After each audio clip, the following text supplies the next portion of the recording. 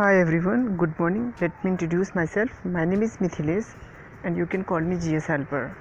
I'm here to talk about genome sequencing and also their applications. See, both gene sequencing and genome sequencing are the same. Note that sequencing gene means to determine the order of the 4 chemical building blocks, and these 4 blocks are called bases, and these 4 bases make up the gene.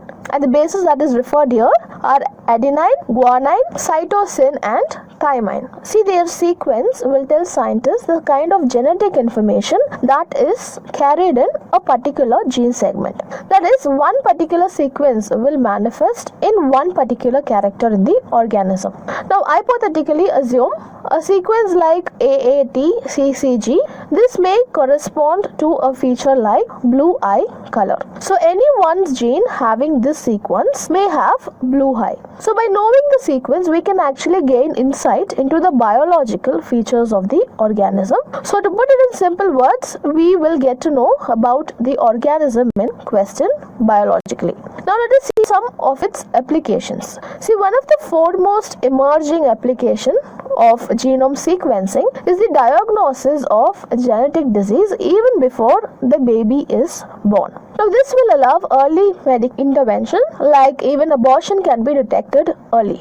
Now, another application is the making of custom-made medicines. See, making medicines specific for an individual can bring down the side effects that are associated with medication. And this is also helpful in designing cancer-based medications. Now, apart from this, another is that of the recombination of gene or genetic modification.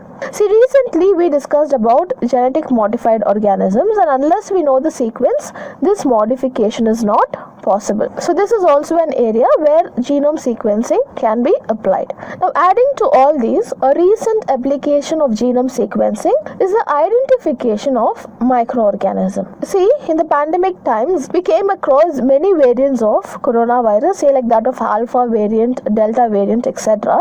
And they were the mutants of the primal coronavirus. See, such identification can be done by this genome sequencing.